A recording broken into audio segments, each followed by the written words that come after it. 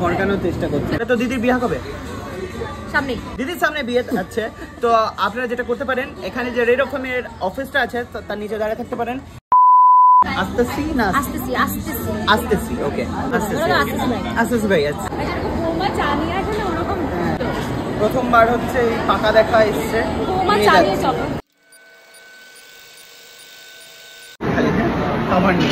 Hello guys, আচ্ছা আমি normally খুব একটা ব্লগ তো করি না, আজকে আমার ব্লগের হাতে খড়ি, কারণ আমার সামনে কিছু ফেমাস ব্লগার্স, চেনো সবাই, কে বলো তো? কুটনি বৌদি, হাই।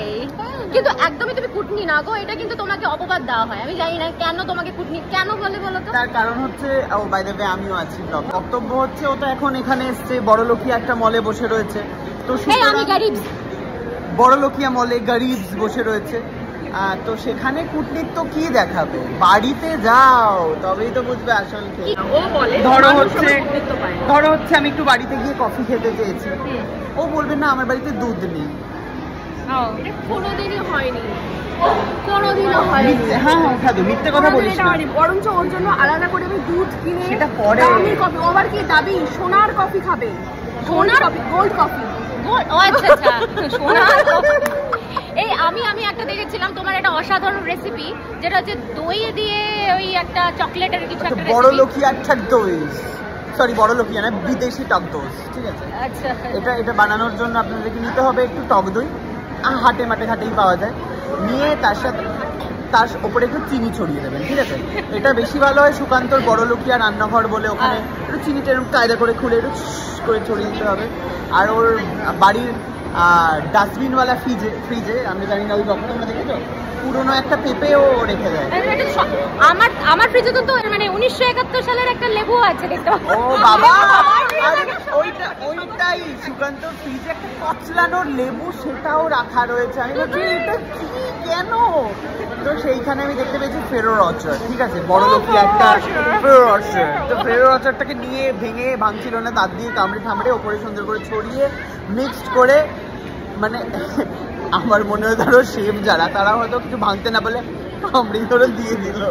ইটস লাইক সেম, আমি ওরকম ভাবে কামড়ে দিয়ে নিজেই সুন্দর করে দিস ইজ টক দই উইথ ফেরোর অচার।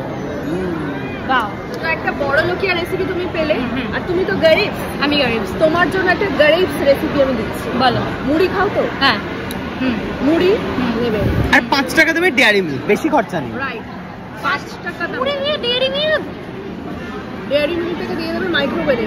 আচ্ছা। আর যদি আরো গরিব হও, রোদে রেখে দেবে। আচ্ছা, বলে যাবে জিনিসটা। অতটুকু করতে পারবো, করতে পারবো। লাভ হ্যাঁ, মাইক্রোওয়েভে বিল উঠবে না, তার থেকে রোদে রেখে দিই। মাইক্রোওয়েভ আছে কিনা মানে রোদে রাখলে পরে তো অনেকটা টাইম লাগবে না বলতে? না রোদের যা তাপ হয়ে যাবে। রাখলে ব্যাপারটা পুরো গলে গেল। মুড়ি নেবে কাটোরিতে, ঠিক আছে?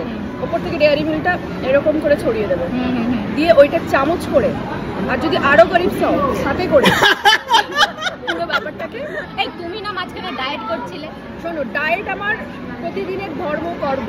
চেহারাটা দেখে মনে হচ্ছে কোনো অ্যাঙ্গেল থেকে ডায়েট না লাগছে, কি না লাগছে? কোন দিক থেকে রোয়া লাগছে হলো দেখি কোন অ্যাঙ্গেল। এই ক্যামেরাটা নাকটা, শুধু নাকটা 160 ডিগ্রি অ্যাঙ্গেল থেকে তোমাকে একটু রোগাই লাগছে। দেখো না, লাগছে তো গো। এই যে দেখো, এরপর জানিনা বাড়িতে গিয়ে লাগবে কিনা। কেমন ছিল এটা? দারুণ ছিল, সুপার। আমরা ভালো একটা মোমো খুঁজছিলাম, যেটা প্রিয়াঙ্কা আমাদের নিয়ে এসেছে মলে।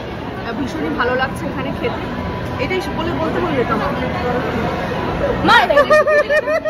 ক্যামেরা অন আছে। আমি 20 টাকা দিয়েছিলাম, বলেছিলাম এই যে আমার বান্ধবী ললিতা, ওর শাখা কিন্তু ফেমাস। বান্ধবী ললিতা খুব শিগগিরই হচ্ছে ও শাখার বিজনেস করতে চলেছে, ভাইরাল শাখা। দেখিয়ে দিন। একটুখানি সোনার টাচ থাকবে আর শাখা থাকবে, দাম বেশি না, দাম হচ্ছে 25,000 থেকে 26,000 এর মধ্যে আপনারা পেয়ে যাবেন।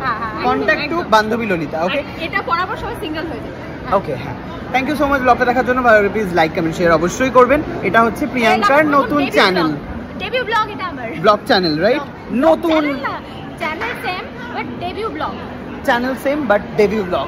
ওকে, like comment and follow, bye bye. তুই এটা খা, খেয়ে এবারে দেখ যে তুই বেশ শান্তি পাবি। না না, মোমোটা খেয়ে তো বলো। ভালো।